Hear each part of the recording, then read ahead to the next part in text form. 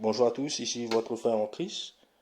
Donc, ah oui, pour ceux qui viennent de me découvrir, écoutez s'il vous plaît la vidéo d'introduction de présentation. Très important pour bien comprendre pourquoi je fais ces audios, pourquoi je parle de telle manière, comme ça, etc. C'est très important de suivre cet audio présentation.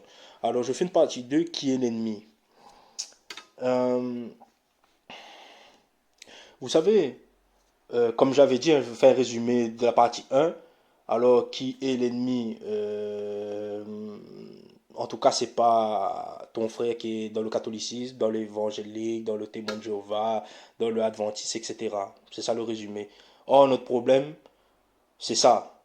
C'est celui qui n'est pas dans dénomination, il n'est pas sauvé, il est dans l'erreur, et limite, c'est mon ennemi. On ne le dit pas avec la bouche, même on ne le pense pas, mais dans les faits, c'est ça.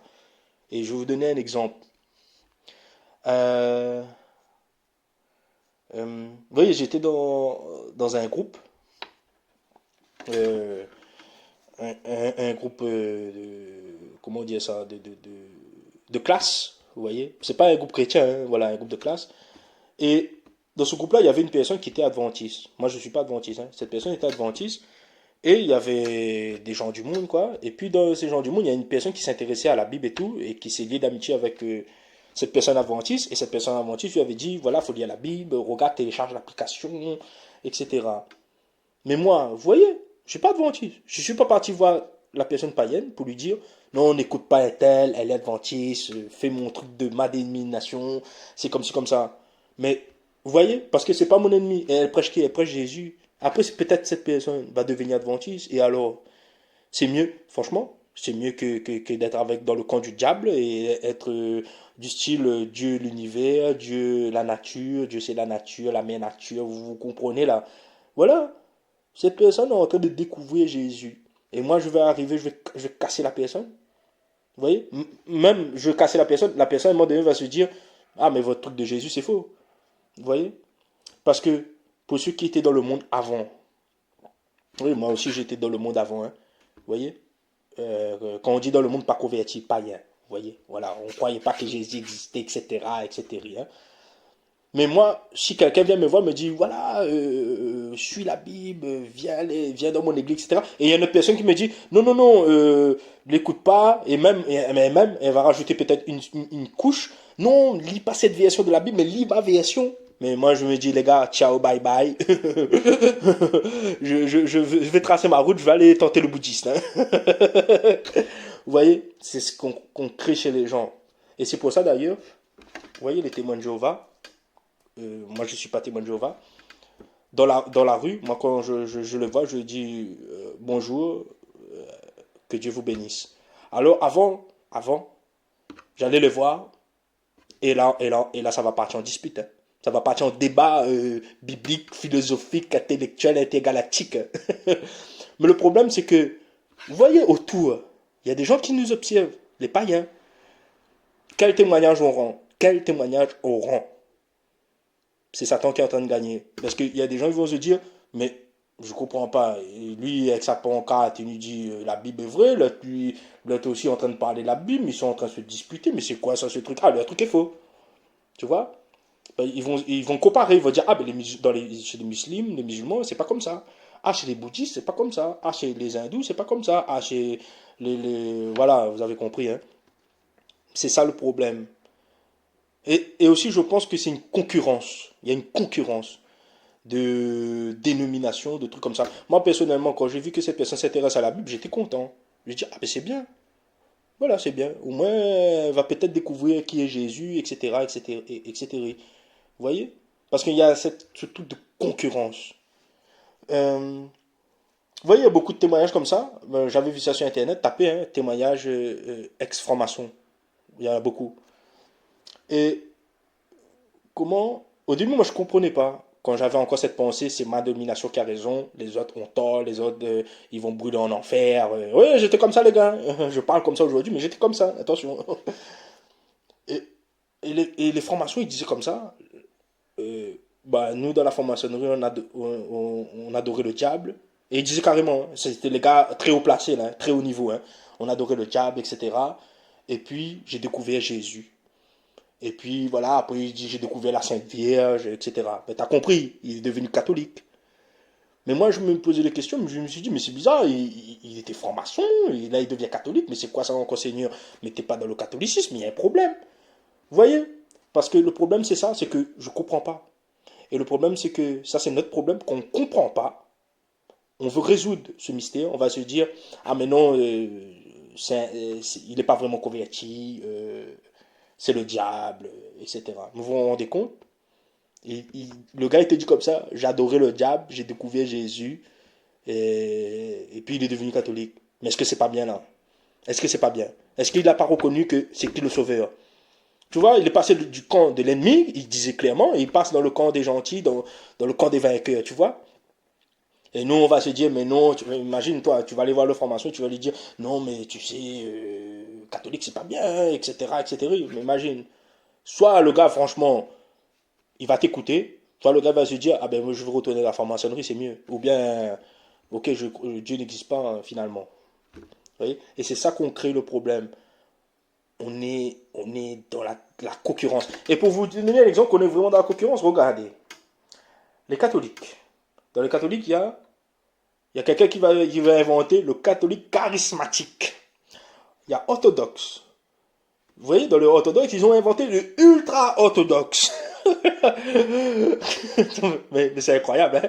Et puis dans les protestants, parce qu'ils protestent contre l'église catholique, hein, voilà, bah, il y a l'évangélique, il y a le pentecôtiste, il y a le baptiste, peut-être qu'il y a le ultra-évangélique, le ultra-protestant, j'en sais rien.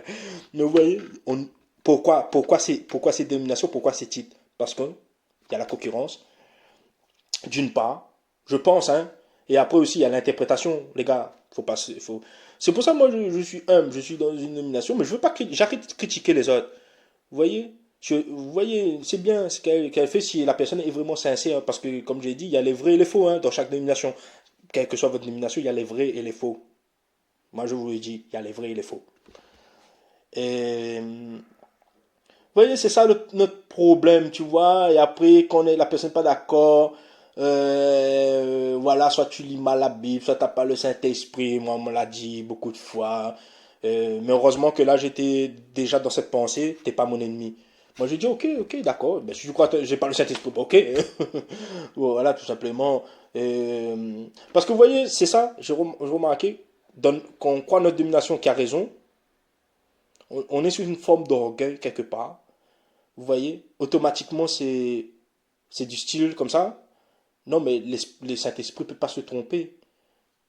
Mais toi, tu es dans la domination. Hein. Donc, la personne est en train de dire comme ça, tu n'as pas le Saint-Esprit. Tu vois, mais elle a. Oui, c'est orgueilleux. Hein. C'est vraiment orgueilleux.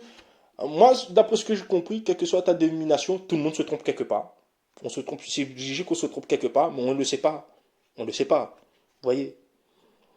Voyez. Par exemple, moi j'ai déjà discuté avec des catholiques, mais il y a des catholiques qui m'ont dit comme ça, ben non, on prie pas c'est pas la statue, on prie pas les statues, on prie ce qui se représente, la statue représente Jésus, mais on prie Jésus. Vous voyez?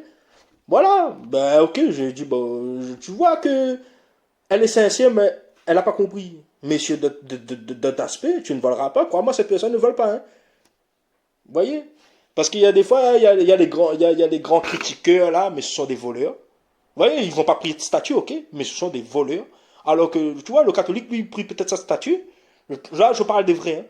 Mais crois-moi, quand arrive le commandement, tu ne voleras pas, ils vont pas voler. Hein. Tu ne commettras pas d'adultère, ils sont carrés. Hein. Y en a. Hein. Il y en a. Donc, donc voilà, c'est ça notre problème. Voilà. Mais et aussi pour finir avec les trucs d'interprétation, parce qu'il y en a qui vont se dire en m'écoutant, mais non, on interprète, mais non, j'interprète pas, parce que dans la Bible c'est la révélation, aucune prophétie n'est sujet d'interprétation. Vous voyez le fameux passage, c'est écrit ça là. Mais dans les Écritures, dites-moi où c'est écrit catholique, évangélique, protestant, adventiste. Vous avez compris, il n'y avait pas ça. Il n'y avait pas ça. Et là, je parle même du Nouveau Testament. Où est-ce que tu as vu Pierre, il te dit, oh, mais moi je suis catholique. Paul il dit, ah non, non, moi je suis évangélique. Et l'apôtre Jean dit, non, non, moi je suis témoin de Jéhovah. Non, il y avait des dénominations dans la Bible. Attention, les pharisiens, on voit bien les pharisiens, les sadducéens. Il y a ce genre de trucs. Mais, euh, le Dieu d'Abraham, d'Isaac, de Jacob, d'Israël, c'était leur Dieu.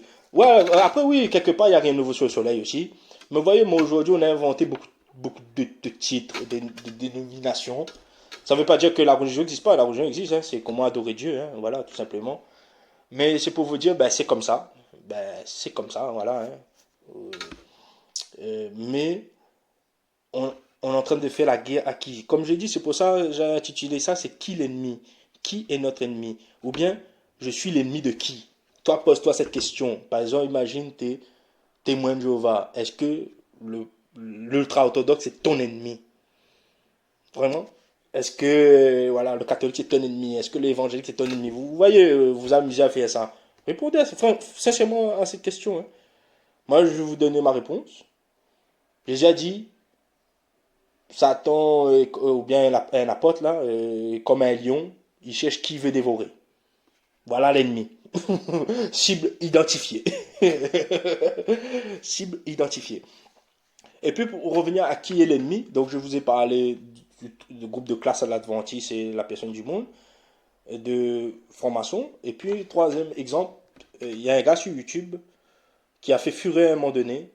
Il s'appelle Torben. Il a inventé, il a créé la dénomination, si je peux dire ça, The Last Reformation. Je pourrais dire c'est une dénomination côté évangélique, vous voyez, porte-cotiste, etc. Donc voilà. Et cette personne a été beaucoup attaquée, franchement, de la part des croyants.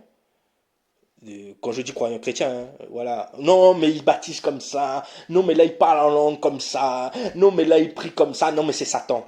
Direct. Ah, mais moi, je dis, ok, le gars derrière son ordinateur, il est fort. Hein. Derrière son micro, là, il envoie. Hein. Ok.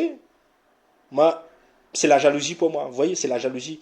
Parce que, ou bien, oui, oh non, mais il se filme, etc. Vous voyez, moi, je vous dis, euh, je ne suis pas dans le groupe de Torben. Je dis bien, je ne suis pas dans le groupe de Torben. Mais moi, Torben, il m'a prouvé que Dieu existe, Jésus est vrai. Grâce à lui. Hein. Vous voyez, j'étais en train de prier et tout. J'ai dit, Seigneur, montre-moi cet existe. Je suis tombé sur Torben. Je regardais ses vidéos, je me suis dit, waouh! Ah, mais c'est vrai. Ah, mais la Bible est vraie. Vous voyez, je ne suis pas dans le groupe de Torben. Hein. Vous voyez? Mais il y a des critiqueurs vont se dire, mais si demain tu écoutes les critiqueurs, tu vas dire, ah mais non, ben finalement, Torben fait la magie, donc Jésus c'est faux, c'est un magicien, etc. etc. Tu restes dans le monde. Hein. Mais il y a les critiqueurs qui sont là. Et les critiqueurs, voilà, ce sont des chrétiens, et là ils croient qu'ils sont en train de faire le travail du royaume des cieux. Non, ils sont en train de faire le travail du diable en disant, fuyez Torben, etc. Voilà, pour ceux qui ne connaissent pas, franchement, tapez Torben de la Reformation, il est parti dans le monde entier. Vous voyez, au Brésil, en Afrique du Sud, en Turquie, il est danois, donc Danemark, et aux États-Unis. Et beaucoup de personnes se sont fait baptiser. Ils témoignent, hein, ils ont cru que Jésus existe, ils étaient dans la sorcellerie, ils ont abandonné ça. Et toi, tu arrives sur Internet, tu dis comme ça, lui, c'est un faux. Mais tu te prends pour qui? Vous voyez, c'est ça qui, moi, qui m'agace dans le monde chrétien. Vous voyez, c'est ça le problème. D'ailleurs, moi, je dis, je suis quelqu'un d'isolé. Moi, j'en ai marre de tout ça. Ah, j'en ai marre. Parce qu'après, on va se disputer, mais ça m'énerve. Tu vois, tu critiques, tu es en train de le descendre, alors que lui, il est en train comment, de montrer que Jésus existe aux païens, il se convertit. Et toi, tu dis, ah non, il parle en langue de cette manière. Ah non, il baptise comme ça. Et, vous voyez, parce que c'est l'orgueil. Moi, j'ai raison. Vous tous là, vous avez tort. Et c'est moi qui ai le Saint-Esprit. Vous voyez, l'esprit frais là, frais là, très frais même. Mais les gars, il faut arrêter. L'humilité. Reconnaissez que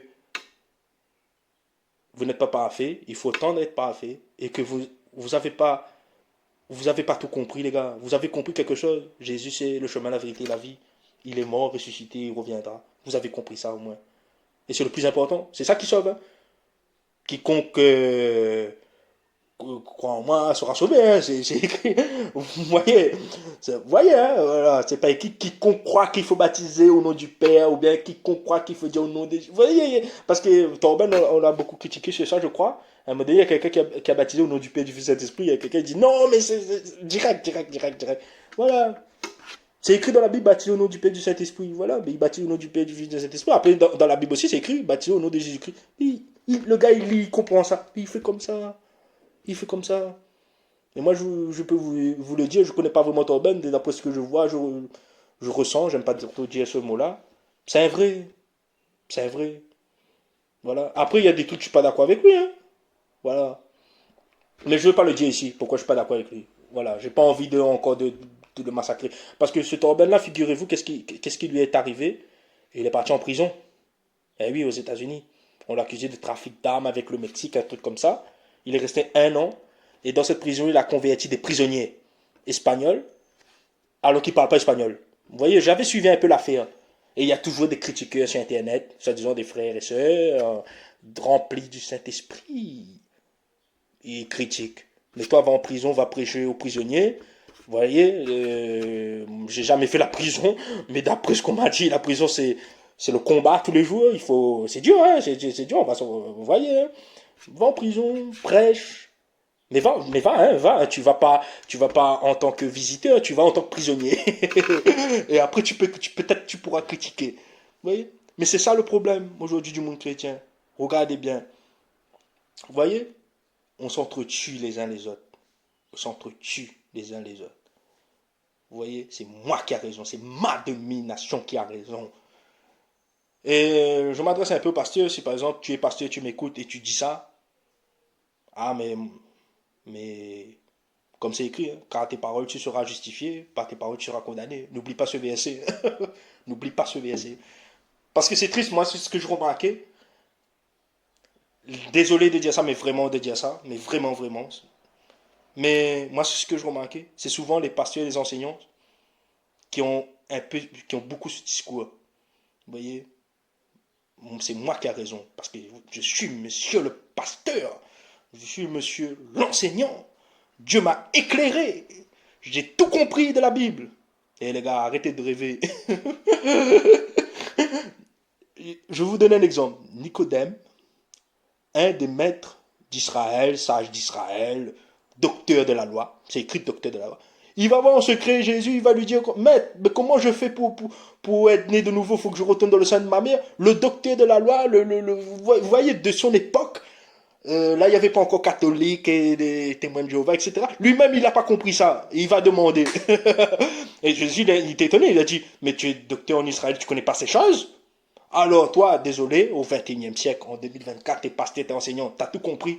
Mon œil, les gars, il faut l'avouer, on se trompe. Et, et voilà, et Dieu comprendra, bien sûr. Tu te rends compte? Ça fait 2024 ans.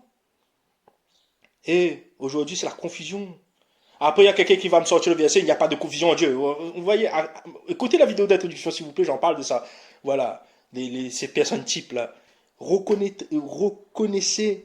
Vous voyez, il y a eu l'an 300, l'an 301, l'an 302. Après, vous avez compris, l'an 400, l'an 500, l'an 600, l'an 708, l'an 709. Mais les gars, il y a beaucoup de gens qui ont passé devant nous. Vous voyez? Et nous on est là, et nous on est là, voilà, on se critique, etc., etc., voilà, parce qu'il y a la connaissance qui est remontée, il y a Internet. Mais les gars, il y en a beaucoup qui ont passé avant nous. Il y a une histoire, il y a l'histoire qui est restée écrite, il y a des trucs. Oui, comme je l'ai dit, il y a les moines catholiques qui ont donné leur vie. Il y a, dans le passé, vous voyez, il y a les chrétiens du 1er siècle, là, ils ont été amenés dans la fosse au lion. Là, Jésus est mort, ressuscité, parti aux cieux. Hein. Ils n'ont pas été enlevés, ils se sont fait bouffer, ils se sont fait massacrer. Et pourtant, Dieu était avec eux. Dieu était avec eux. Mais ils ont passé la mort. Parce que Jésus a dit, vous serez, même les anciens d'entre vous, vous serez tués à cause de moi. Vous voyez, on ne peut pas annuler cette prophétie, tu vois. Mais voilà. Parce qu'il y a une fois, j'étais en train de parler avec quelqu'un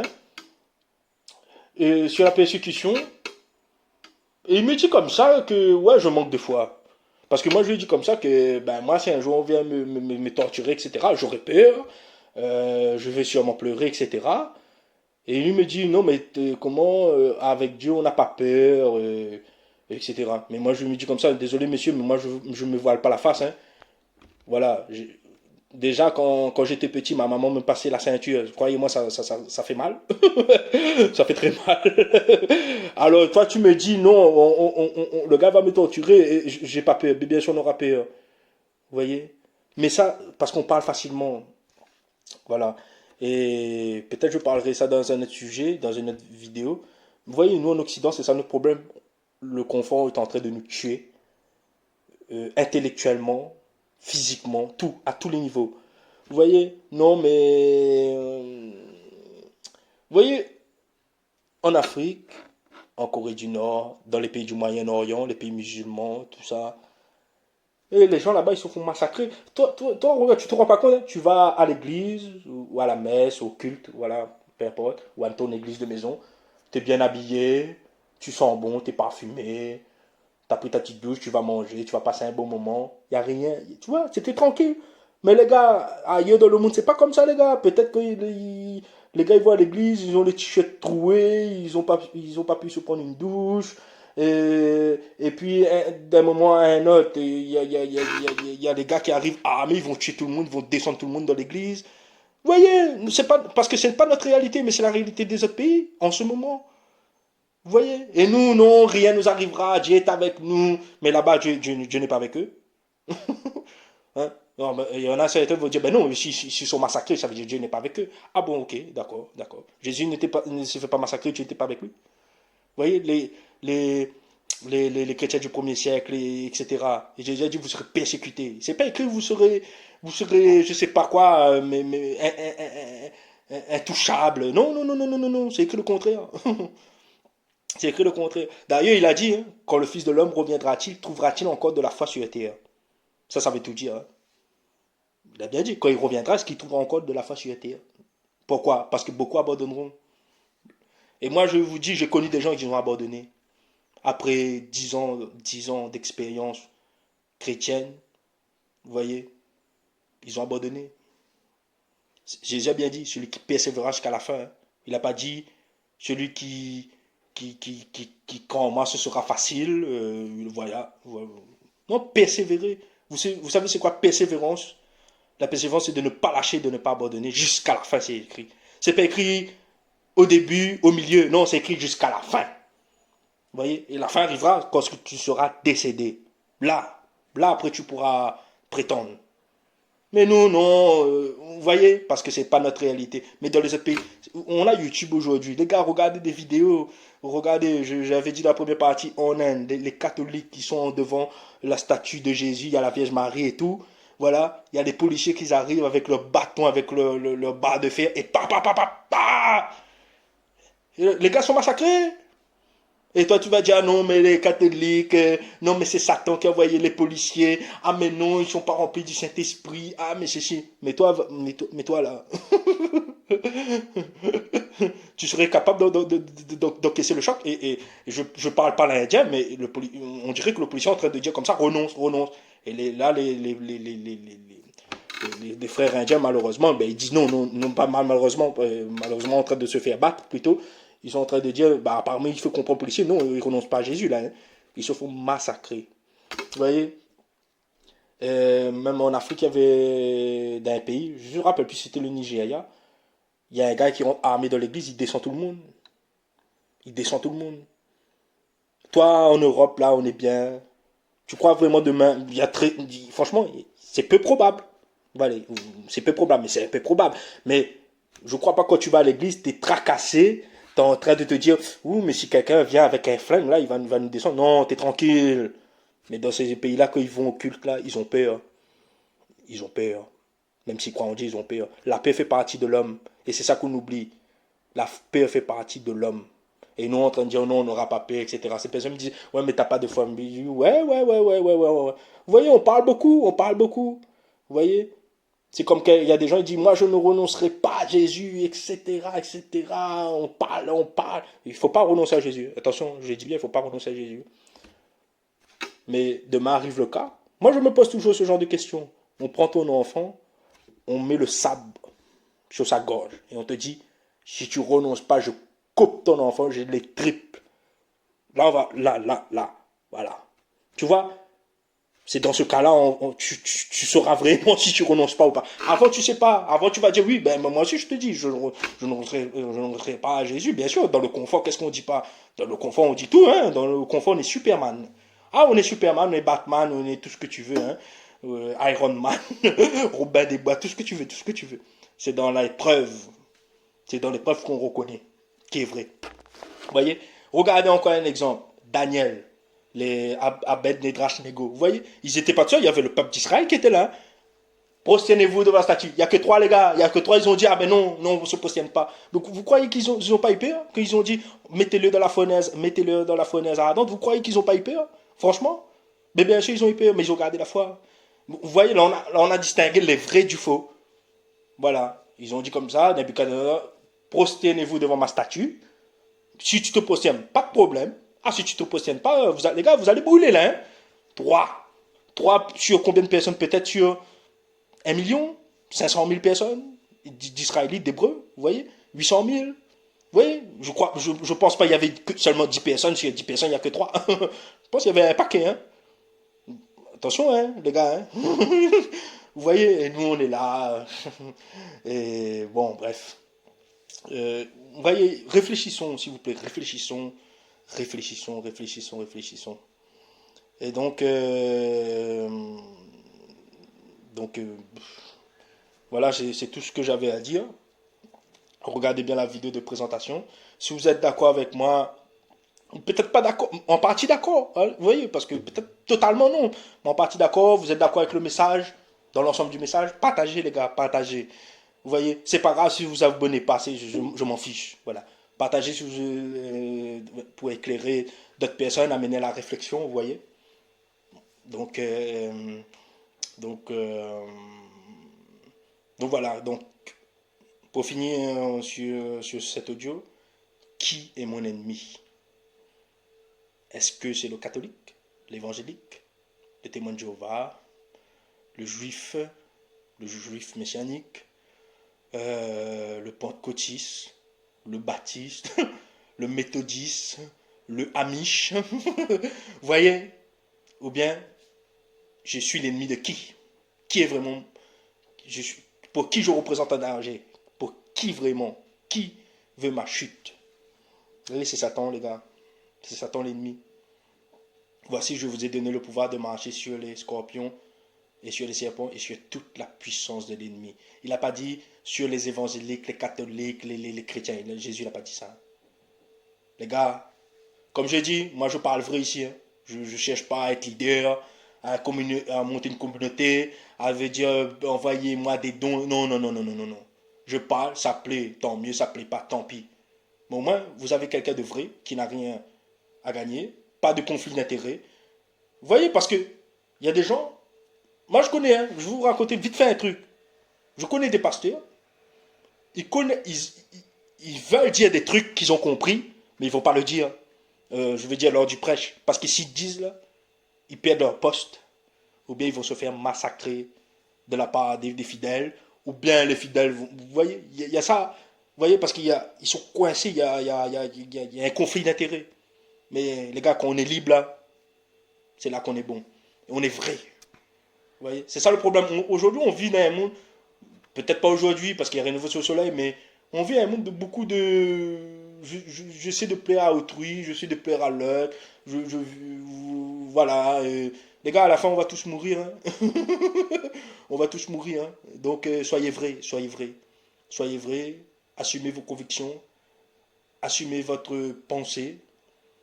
Et après, c'est la personne d'être mature en face, d'accepter votre pensée, même si elle n'est pas d'accord. Vous voyez, c'est là on aura fait un grand pas. Franchement, il y a beaucoup de personnes, je dis comme ça, je ne suis pas d'accord avec ton truc, ton avis, mais on ne va pas se disputer, je suis d'accord qu'on n'est pas d'accord. Voilà, et si la personne aussi en face est comme ça, il y aura de l'entente. Sinon, ça va être la dispute ou bien on ne se parle plus, hein, tout simplement. Et comme je l'ai dit, hein, là je ne vous demande pas, par exemple, vous êtes adventiste, d'aller à la messe catholique le dimanche. Hein. Non, non, non, non. Hein. Moi je l'ai dit, moi-même je ne vais pas aller prier la Vierge Marie comme les catholiques disent, etc. Voilà, mais c'est pas pour autant que faut les massacrer. S'ils sont dans l'erreur, ils n'ont pas le Saint-Esprit. On ne peut pas dire ce genre de choses. Toi t'es qui? T'as les yeux qui voient, quoi. Je t'ai téléphoné. Donc voilà. Et n'oublions pas, dans chaque dénomination, il y a les vrais et il y a les faux. Et moi, j'ai rencontré les vrais. J'en ai vu. Surtout dans le monde catholique. Hein. J'étais étonné quand j'ai rencontré les vrais. Hein. Vous voyez? Et après, comme j'ai dit, les vrais, des vrais, mais vrais validés, ceux qui ne sont plus là, on a mis le coup près. Ils ont dit non, moi je ne renonce pas à Jésus. Clac! On extermine. Ou bien les enfants. On exécute les enfants. Il dit tu peux exécuter mes enfants. Je regarde la foi. Et souvent, il y a des catholiques, des évangéliques, des pentecôtistes, des témoins de Jéhovah, etc. qui ont fait ça. Vous voyez? Donc arrêtez de dire ma dénomination, ma structure a raison. On a tout compris. On a tout compris de la Bible. Dieu nous a donné 100% de la révélation. Non, Dieu t'a révélé quelque chose. Comme à Pierre, l'apôtre Pierre. Quand Jésus a dit, ce n'est pas la chair et le sang qui t'ont révélé ces choses, c'est le Père. Quand Pierre a dit, Seigneur, moi je crois que tu es Jésus, le Fils de Dieu. Quand Jésus a posé la question, et vous, qui dites-vous que je suis? Il a bien dit Jésus, c'est le Père qui t'a révélé ces choses. Donc, si on croit au Jésus aujourd'hui qui est le Fils de Dieu, mort, ressuscité, c'est le Père qui nous aura révélé ces choses. Vous voyez? Donc voilà, souvenez-vous de Nicodème, grand docteur de la loi, grand. Il n'avait pas tout compris. Hein? Donc, soyons humbles, s'il vous plaît. On n'a pas tout compris aussi aujourd'hui des Écritures. Car nous connaissons en partie, je finirai sur ça, mais quand le Fils de l'homme reviendra, c'est écrit ça, personne n'enseignera plus à son prochain, car tous me connaîtront, du plus petit jusqu'au plus grand. Tous me connaîtront, car nous connaissons en partie. C'est pas écrit, nous connaissons totalement. Donc voilà. Que le Seigneur vous bénisse au nom de Jésus-Christ de Nazareth. Amen.